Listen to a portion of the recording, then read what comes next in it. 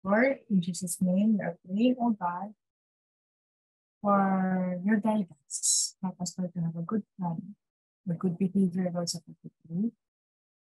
Help us, Lord, na skill up ang dapat na skill up. Mag-improve yung dapat mag-improve. Support, Lord, sa family, from family, oh God. And I pray na natin yung sila remember, maging profitable trader, oh God, matutunan yung manual trading, yung EA, matutunan yung mga strategy, at magkaroon din ng sariling strategy in time. I pray that you expand the territory of the Philippines. Help us, Lord, to reach more Filipino, oh God, and help us also, Lord, to spread the good news.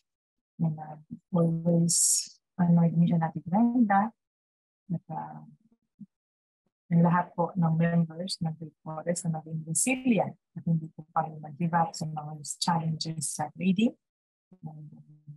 Sa buong linggo, Lord, at yung profitable week, kayo po mag-ina and pag-giving po aming account with the blood of Jesus, kayo po mag-ina ng account namin, Panginoon, at susunod na account ng Great Forest team members Panginoon from Forex, from trading. It's with praise in Jesus' name. Amen.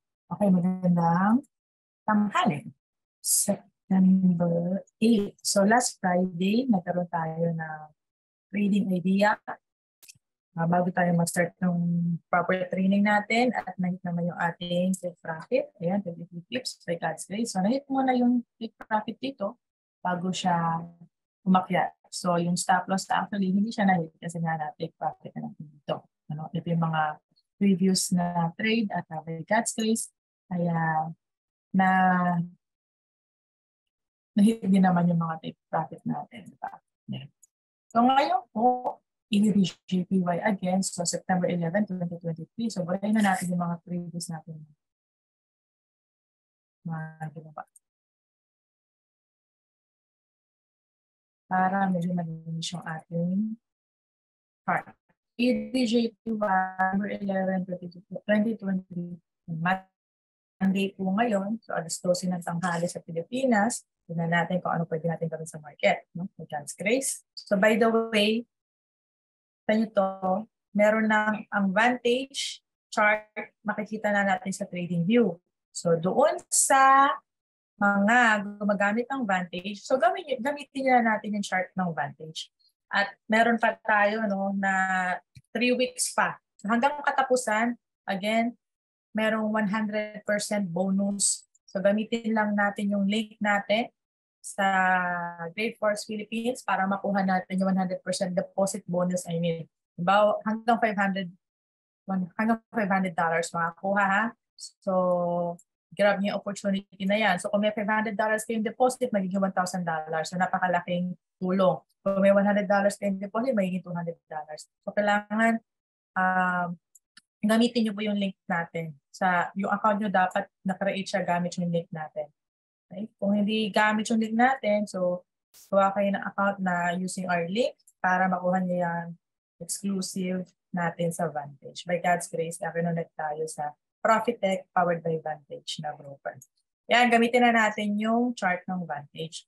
For our time frame, so gawa tayo ng napakasimpleng SNR. So again guys, yung SNR subjective yan, no? Objective na subjective. Kumbaga, depende yan sa mata ng trader.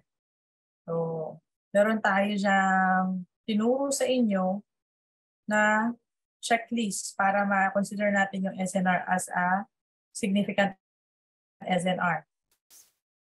So, reviewin niyo yun, tinuro natin before. So, gawin kong pula yung SNR natin, yung major SNR natin o significant SNR natin. No? Kuha tayo ng SNR dito, mabilisan lang. And then, never forget, lagi dating susukatin yung kapal ng SNR natin.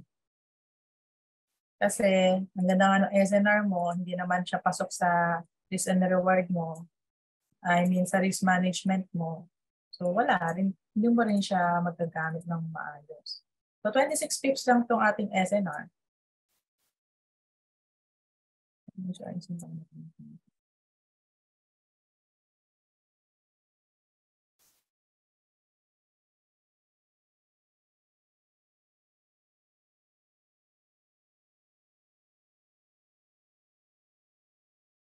Tukatin ko ulit, medyo tinagdagan ko, medyo kanina pa lang ko, no? Umabot na siya ng mga 35 pips. Okay lang din naman para sa intraday, yung 35 pips na SNR.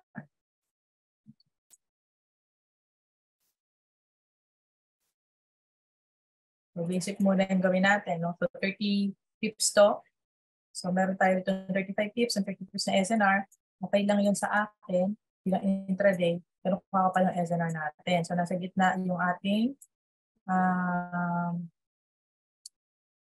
candle, yung current market natin. Sa gitna ng SNR natin. So pwede tayong mag-trade. Magkaroon ng opportunity mag-trade pababa and pataas dahil nasa gitna siya. So meron pang space. Okay? Doon. Okay, so medyo may consolidation tayo rito, guys. May consolidation.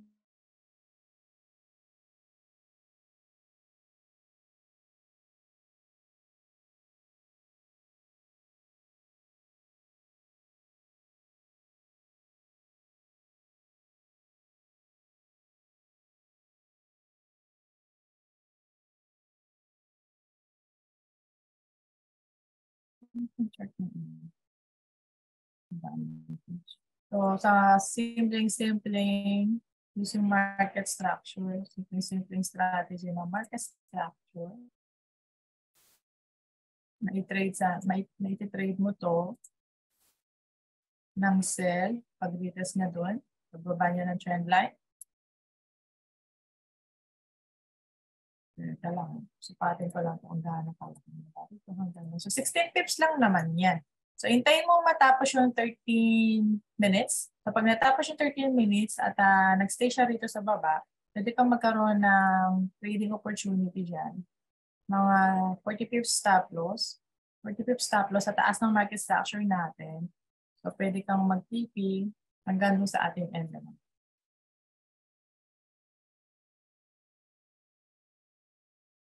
So, ganito yung simple pag-analyze using market structure lang, SNR and trend line ng market. So, ADJPY ito. So, September 11, 2023. Lunes ng alas 12 ng tanghali. And if ever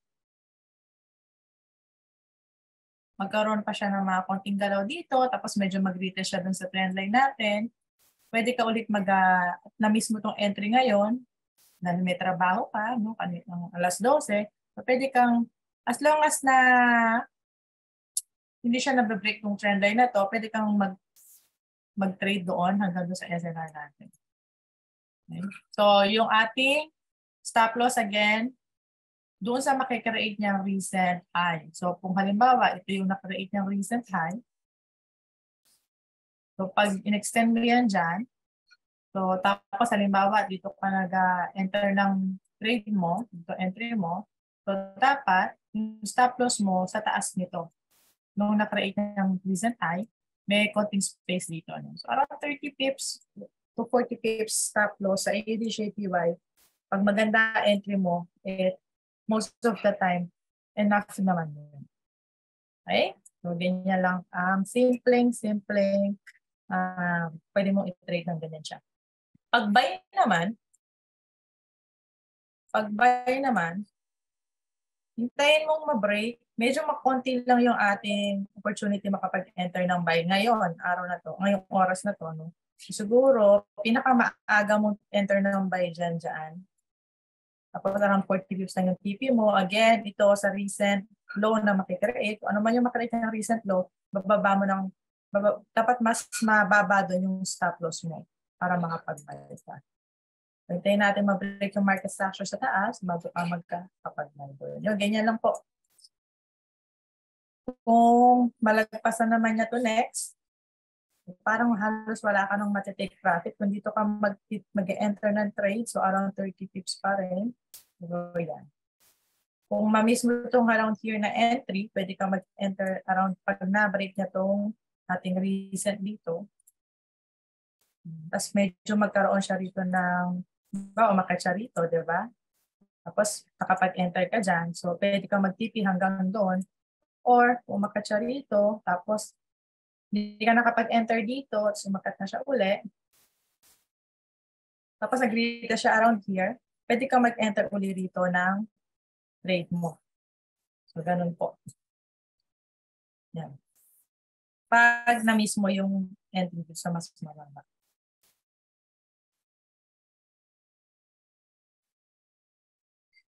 Po ang ating trading idea. So always wait na matapos yung content. So ADJPY September 11, 2020.